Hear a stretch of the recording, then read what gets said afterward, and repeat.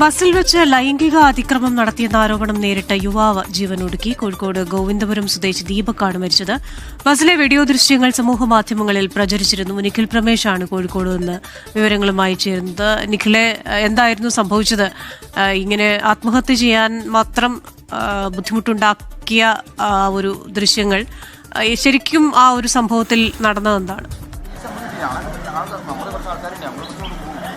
കൃഷ്ണ, ഇന്ന് പുലർച്ചെയാണ് ദീപകിനെ അദ്ദേഹത്തിന്റെ വീട്ടിൽ മരിച്ച നിലയിൽ കണ്ടെത്തുന്നത്. ഈ സംഭവം നടന്നതിന് പിന്നാലെ തന്നെ അദ്ദേഹം വലിയ മനോവിഷമത്തിലേക്ക് പോയിരുന്നു എന്നാണ് സുഹൃത്തുക്കളൊക്കെ പറയുന്നത്. അദ്ദേഹത്തിന്റെ സുഹൃത്ത് ഇപ്പോൾ നമ്മളോടൊപ്പം ഇവിടെ ചേരുന്നുണ്ട്. അദ്ദേഹത്തോട് തന്നെ നമുക്ക് സംസാരിക്കാം. എന്താണ് അദ്ദേഹം നിങ്ങളോട് പറഞ്ഞിരുന്ന ഒരു കാര്യം? എന്ത് തരത്തിലുള്ള ആശങ്കയാണ് പങ്കുവച്ചിരുന്നത് ദീപക് അങ്ങനെ വിഷമമുള്ളതായിട്ട് കണ്ടിട്ടില്ല. ഇതിങ്ങനെ ഒരു സംഭവം ഇങ്ങനെ ഉണ്ടാക്കിണ്ട എന്താണ് ചെയ്യാന്ന് ചോദിച്ചു. സ്വാഭാവികമല്ലേ, ഇത് ഇങ്ങനത്തെ ഒരു കേസ് ഉണ്ടാകുമ്പോൾ ഞാൻ പറയൽ എന്താണെന്ന് വെച്ചാൽ, നീ ടെൻഷൻ അടിക്കണ്ട, ഞങ്ങളുടെ ഭാഗത്ത് അതായത് ഞാനിത് കാര്യമായിട്ട് അറിഞ്ഞിട്ടുള്ളൂ. പിന്നെ മറ്റുള്ള രണ്ട് സുഹൃത്തുക്കളെ ഞാൻ ഈ വിഷയം ഷെയർ ചെയ്തിട്ടില്ല. കാരണം എനിക്ക് അത്ര ചെറിയ ഇഷ്യൂ ആയിട്ടേ തോന്നിയിട്ടുള്ളൂ. ഇതൊരു മിസ്അണ്ടർസ്റ്റാൻഡിങ് ആവാം, ഇനി എന്താ സംഭവിച്ചെന്നറിയില്ല. അപ്പോൾ അവനോട് ഞാൻ പറഞ്ഞു, ഒരു കാര്യം ചെയ്യും, ഞായറാഴ്ച ഞങ്ങൾക്ക് കാണാം, രാവിലെ കാണാം, നാളെ ഞായറാഴ്ച എന്തായാലും ഞാൻ വരും, ഞാൻ കൊണ്ടോടിയാണ് താമസിക്കണേ, ഞാൻ രാവിലെ അങ്ങോട്ട് വരും, വന്നിട്ട് നമുക്ക് സംസാരിക്കാന്നൊക്കെ പറഞ്ഞു വെച്ചതാണ്. ദീപക് വിഷമം ഷെയർ ചെയ്തിരിക്കണം. പക്ഷെ അവൻ ഇങ്ങനത്തെ ഒരു അത്ര അവൻ്റെ ടോണ് മാറിയിട്ടൊന്നുമില്ല. അവൻ നല്ല രീതിയിലാണ് സംസാരിച്ചു. അവന് വിഷമമുണ്ട്, സ്വാഭാവികമാണ്. ഇപ്പം ഇന്ന പറ്റിയിട്ട് ഒരു അപവാദ ന്യൂസോ എന്തെങ്കിലും കണ്ടാൽ നമുക്ക് വിഷമിക്കൂ. പക്ഷെ നെഞ്ഞ് തകരണ തരത്തിലുള്ള സംസാരം ഒന്നും അവൻ്റെ ഭാഗത്ത് നിന്ന് വന്നിട്ടില്ല. അവൻ ആ കാമായിട്ടാണ് എന്നോട് സംസാരിച്ചത്, നല്ല രീതിയിൽ സംസാരിച്ചത്. എന്നാൽ ശരി, ഞാൻ വെക്കട്ടെ എന്ന് പറഞ്ഞിട്ട് വെച്ചത്. അവൻ അങ്ങനെ എന്തെങ്കിലും ടോണിൽ ഒരു ചെറിയൊരു വേരിയേഷൻ ഞാൻ അറിയൂ. കാരണം അത്രയും വർഷത്തെ ഞാനും ഓനും തമ്മിലുള്ള ബന്ധമാണ്. ഇന്നലെ രാത്രി 9:00 സംസാരിച്ചാണ്. ഞാൻ ആ സമയത്ത് ഇവിടെ പുളിക്കലാണ്, ഞാൻ ഭക്ഷണം കഴിക്കാനും. ഭക്ഷണം കഴിക്കുമ്പോൾ ഞാൻ ഇവിടെ ഭക്ഷണം കഴിക്കാൻ അപ്പോൾ വിളിക്കാന്ന് പറഞ്ഞാൽ കട്ട് ചെയ്തത്. എന്തിനാ തിരിച്ച് വിളിച്ചിട്ട് സംസാരിക്കുമ്പോൾ പറയണം ഇങ്ങനെ ഒരു സംഭവമുണ്ട്. ഇതെന്താണെന്ന് വെച്ചിട്ടുണ്ടെങ്കിൽ, എനിക്കൊരു ഒരു വീഡിയോ വന്നാൽ ഫസ്റ്റ് എനിക്കൊരു മെസ്സേജ് ആയിട്ട് ഒരു വീഡിയോ വന്നിട്ട് ഞാൻ പറഞ്ഞിങ്ങനെ, ആ പെൺകുട്ടി പുതിയൊരു വീഡിയോ ഇട്ടിക്കണ്, നിലവിലുള്ള വീഡിയോ കൂടാതെ അവളൊരു പുതിയ വീഡിയോ ഇട്ടിക്കണ്. ആ വീഡിയോ ഇട്ടിട്ട് അവൾ തന്നെ സ്വയം പറയുകയാണ്, ഞാൻ നിരപരാധിയാണ്, ഇതിങ്ങനെ ഞരമ്പ് രോഗികൾക്ക് ഇങ്ങനെ അസോസിയേഷൻ ഉണ്ടോ അങ്ങനെയൊക്കെ ആയിട്ട് അവരിങ്ങനെ സ്വയം പുകയറ്റി പറയാണ്, ഇത് നിർത്തലാക്കണോ, ഇത് ഇങ്ങനത്തെ ഈ പ്രശ്നങ്ങൾ ഇനി ഉണ്ടാവാൻ പാടില്ല എന്നുള്ള അവരൊരു വീഡിയോ തന്നെ. അപ്പോൾ അതിങ്ങനെ എൻ്റെ കയ്യിൽ വന്നാൽ ഞാനത് നോക്കിയിട്ട് വരില്ല, ജസ്റ്റ് ഒന്നിങ്ങനെ ഫസ്റ്റ് കുറച്ച് നോക്കിയാൽ തന്നെ അത് നോക്കിയാണ് ഞാൻ അങ്ങനെ പറഞ്ഞത്. ദീപ ഇങ്ങനെ ഒന്നുകൂടി വന്നിക്കണ ഒരു വീഡിയോ ഞാൻ കണ്ടിട്ടില്ല, ഞാൻ ജസ്റ്റ് ഇങ്ങനെ നോക്കിയാണ് കണ്ടാണ് ഇങ്ങനെ ആ വിഷയം തന്നെയാണ് ചർച്ച ചെയ്യണത്. അപ്പോൾ അവൻ പറഞ്ഞു, ആ വീഡിയോ ഒന്നും കൂടെ അയക്കുന്നത്. ഞാൻ പറഞ്ഞു, വീഡിയോ ഞാൻ അയക്കണില്ല, നമുക്ക് രാവിലെ സംസാരിക്കാം. അപ്പോൾ അവൻ പറഞ്ഞു, എല്ലാടെ ഈ അയക്കടാ, ഞാൻ ജസ്റ്റ് ഒന്ന് കാണാനുള്ളൂ, എനിക്ക് വേറൊന്നുമില്ലെന്ന്. അപ്പോൾ അങ്ങനെ പൊതുവേ നമ്മൾ സംസാരിക്കണ രീതി തന്നെ ഉള്ളൂ, വേരിയേഷൻ ഒന്നുമില്ല. അപ്പോൾ ഞാൻ ഓക്കെ എന്നാണ് ഞാൻ അയച്ചു കൊടുത്തത്. ആ വീഡിയോ ഇട്ടുകൊടുത്ത് പിന്നെ അതിൻ്റെ റിപ്ലൈ ഒന്നും വന്നിട്ടില്ല. പിന്നെ എനിക്കെന്ന് വെച്ചാൽ ഞാൻ വീട്ടിലേക്ക് പോണ വഴിക്കാണ്, ഞാൻ എൻ്റെ ഉമ്മനോട് സംസാരിക്കാനുണ്ട്, ഞാൻ എൻ്റെ ഉമ്മനോട് സംസാരിക്കും, എൻ്റെ സുഹൃത്തായിട്ട് സംസാരിച്ചിട്ടൊക്കെ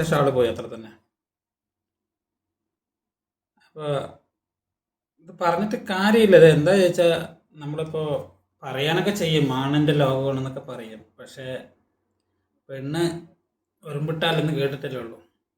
അതിപ്പോൾ സംഭവിച്ചു. അപ്പോൾ ഇതിനാണ് മെൻസ് കമ്മീഷൻ വേണം, അത് വേണം, ഇത് വേണം എന്നൊക്കെ പറയുമ്പോൾ നിസാരമായിട്ട് ചാനലുകളിൽ കയറിയിട്ട് അങ്ങനെ ഇല്ല ഇങ്ങനെ ഇല്ല എന്നൊക്കെ പറയും. ഇതിപ്പോൾ നമ്മൾ ആ ബസ്സിൽ ആ വീഡിയോ നിങ്ങൾ ഒരുപാട് പേര് കണ്ടിട്ടുണ്ടാവും. കാണാത്തവർക്ക് വീഡിയോ വെച്ച് തരാം. അതിൽ ബസ്സല്ലേ, ബസ് ഇങ്ങനെ ഇളകിയല്ലേ ബസ് പോവുള്ളൂ.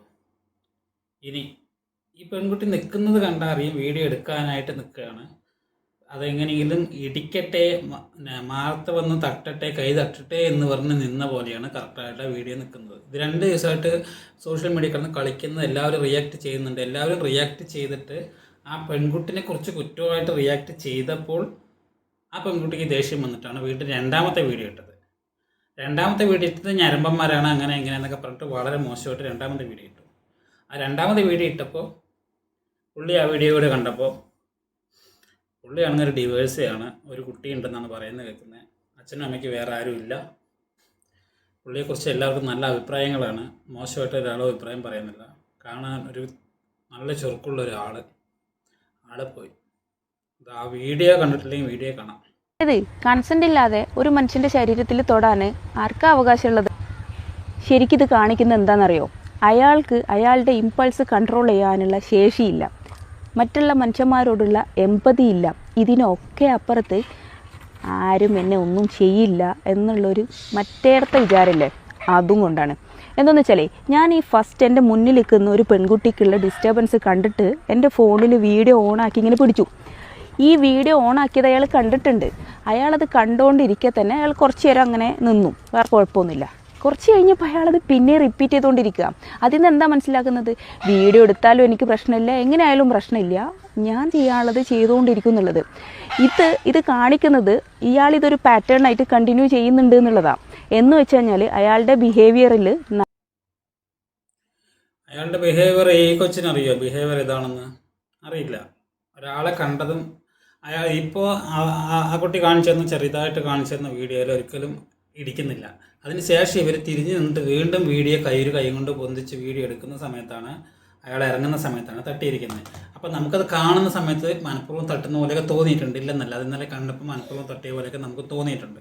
പക്ഷേ ഈ വീഡിയോ പറഞ്ഞ സാധനത്തിൽ എഡിറ്റ് ചെയ്യാം, സ്ലോ മോഷനിലാക്കാം, സ്ലോ ഓട്ടോമാറ്റിക്കായി അതിലൊരു സെക്കൻഡ് അല്ലെങ്കിൽ 3 സെക്കൻഡ് സ്ലോ ആക്കിയാൽ അത് ഓട്ടോമാറ്റിക്കായി മനഃപൂർവ്വം ഇടിക്കുന്നതായിട്ട് തോന്നാൻ പറ്റും. അപ്പോൾ അതിലെന്താ സത്യാവസ്ഥ നമുക്കിപ്പോഴും അറിയില്ല.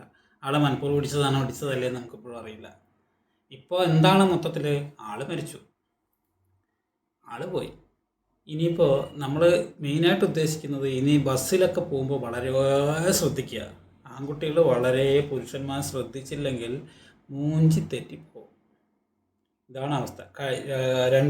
ഒരാഴ്ച മുൻപ് ഇതേപോലെ ഒരു വീഡിയോ ഉണ്ടായിരുന്നു. ഏതൊരു ആൾ അടുത്ത് വന്നിരുന്നപ്പോൾ ആ ആളോട് ഇതുപോലെ വീഡിയോ എടുത്തിട്ട് അത് കൈ വെച്ചിട്ട് വീഡിയോ എടുത്തിട്ട് കൈയിട്ട് ഇടിക്കുന്നു പറഞ്ഞിട്ട് ഷോൾഡറിൽ ഇടിക്കുന്നു, അങ്ങനെ എന്തോ പറഞ്ഞിട്ടൊരു വീഡിയോ. ഇത് ഇടയ്ക്കിടയ്ക്ക് ഈ വീഡിയോ ഇറക്കുമ്പോൾ അത് കാണാൻ നമുക്കൊരു രസമില്ല, അതുകൊണ്ട് നമ്മളത് കാണുന്നില്ല. ഈ കഴിഞ്ഞ ദിവസം ഇന്നലെ ഇതേപോലെ ഈ വീഡിയോ കണ്ടപ്പോൾ എന്തോ ഇത് തന്നെ പണി, ഈ പെണ്ണുങ്ങൾക്ക് ഇത് തന്നെ പണി, പെൺകുട്ടികൾക്ക് റീച്ച് ആകാൻ വേണ്ടി ഇത് തന്നെ പണി എന്ന് വിചാരിച്ചിട്ട് നമ്മളത് വിട്ടു. ഇന്നിതെപ്പോൾ വരുന്നു, അരമണിക്കൂർ മുൻപ് വരുന്നു, പുള്ളി ആത്മഹത്യ ചെയ്തു വന്നു. നന്നായിട്ടില്ലേ? സൂപ്പറല്ലേ? ഉപകാരം ചെയ്ത് വെച്ചില്ല. ഇപ്പോൾ കുടുംബത്തിന് വേണ്ടിയിട്ട് അച്ഛനും അമ്മയും മാത്രമേ ഉള്ളൂ, ഒരു മോനുണ്ട്, ഡൈവേഴ്സാണെന്നും പറഞ്ഞു. അപ്പോൾ ഇനിയിപ്പോൾ ആ മോൻ ആരാണ്? 42 വയസ്സായിട്ടുള്ളൂ. അത് ഫസ്റ്റത്തെ വീഡിയോ ഇട്ടിട്ട് അതോടെ ബസ്സിൽ നിന്ന് അവിടെ നിർത്തുകയാണെങ്കിൽ കുഴപ്പമില്ല. ഇത് രണ്ടാമത്തെ വീഡിയോ ഇട്ടിട്ട് പറയുന്നുണ്ട് വ്യക്തമായിട്ട്, അടുത്തൊരു വേറൊരു പെൺകുട്ടിക്ക് ഇതുപോലെ അനുഭവം ഉണ്ടായി, അതുകൊണ്ടാണ് ഞാൻ ഇങ്ങനെ ഇടപെട്ട്, ഇങ്ങനെയൊക്കെ പറയുന്നുണ്ട്. ഇനി ഇതൊക്കെ കേസ് വരുമ്പോൾ അറിയാൻ പറ്റും. പിന്നെ ഇവർ മുസ്ലിം ലീഗിൻ്റെ ഏതോ അങ്ങനെ ഇതൊക്കെ പറയുന്നുണ്ട്. ഇതിനു മുമ്പ് പൊതുപ്രവർത്തകയാണ്, 5 വർഷം മെമ്പറായിട്ടുണ്ടെന്നൊക്കെ പറയുന്നുണ്ട്. ഇനി ആ ഹോൾഡിൽ പിടിച്ചിട്ട് രക്ഷപ്പെടുമെന്നറിയില്ല. എന്തായാലും ഇതുകൊണ്ടൊക്കെയാണ് നമ്മൾ ഒരുപാട് ചർച്ചകൾ ചെയ്യുന്നത്. പുരുഷ കമ്മീഷൻ വേണം, മെൻസ് കമ്മീഷൻ വേണം, ഇല്ലെങ്കിൽ മൂഞ്ചി തെറ്റിയും കൊണ്ട് ഈ അവസ്ഥയൊക്കെ വരുമെന്ന് പറയുന്നത്. എന്താ അവസ്ഥ? ഇനി എത്ര ഇങ്ങനെ ആയാൽ എങ്ങനെ അത് ആലോചിക്കുന്നത്? നമുക്ക് ഗണേഷ് കുമാറെ, മന്ത്രി സാറേ, ഗണേഷ് ഏട്ടാ, ഒരു ഉപകാരം ചെയ്യും. ബസ്സിൽ സെൻറ്റർ വെച്ചിട്ട് മറച്ച് വെക്കി പകുതി. ആ ഭാഗത്ത് കംപ്ലീറ്റ് ലേഡീസ് കയറട്ടെ, പുറകിൽ കംപ്ലീറ്റ് ജെൻസ് കയറട്ടെ. ആ ഭാഗത്തേക്ക് ഏരിയ ഫൈൻ ഇടുന്ന് പറഞ്ഞിട്ട് വെക്കി. ഫ്രണ്ടിൽ ഒരു ലേഡീസിൻ്റെ ഇടയിൽ പോയി നിന്നാൽ ഫൈൻ ഇടുമെന്ന് പറയും. പിന്നെ അതിനകത്തൊരു CCTV എങ്കിലും വെക്കി. KSRTC ബസ്സിൽ CCTV എങ്കിലും വെക്കാനുള്ളൊരു ദയവ് ചെയ്യണം. മനസ്സിലായില്ല? ഇല്ലെങ്കിൽ ഇതെല്ലാം ഉണ്ടാവും. ഈ ബസ് പോണത് ഇങ്ങനെ ആടിയിട്ടല്ലേ പോകുന്നത്. അടുത്തൊരാളുണ്ടെങ്കിൽ അത് ലേഡിയാണ്, ഇടിക്കാൻ പാടില്ല എന്ന് ഈ റോഡിനറിയോ, ഈ ബസ്സിനറിയോ? ഇങ്ങനെ ഇളകി പോകുമ്പോൾ എല്ലാത്തിനും ഇതിനെയൊക്കെ പോയി കണ്ടു. ഇപ്പോൾ അയാൾ അങ്ങനെ മനഃപൂർവ്വം ചെയ്തതാണെങ്കിൽ അയാൾ പോയി ആത്മഹത്യ, അയാൾക്ക് ഇതേ തൊഴിലാണെങ്കിൽ അയാൾ ആത്മഹത്യ ചെയ്യുമോ? അപ്പോൾ ആർക്ക് പോയി? ആ പെൺകുട്ടിക്ക് പോയോ? ഇല്ല. പോയതാർക്ക്? ആ അച്ഛനും അമ്മയ്ക്കും പോയി. എവിടെയോ എനിക്ക് മന്ത്രിയോടാണ് മെയിനായിട്ട് പറയാനുള്ളത്. മന്ത്രി ഈ പറഞ്ഞ പോലെ ഒന്ന് ചെയ്യ്, CCTVയും വെക്ക്. പിന്നെ ഒന്നില്ലെങ്കിൽ അവിടെ പകുതി വെച്ചിട്ട് പകുതിയാക്ക്, ജെൻസിന് വേറെ ലേഡീസിന് വേറെ. ഇക്വാലിറ്റി, മാങ്ങാത്തൊലി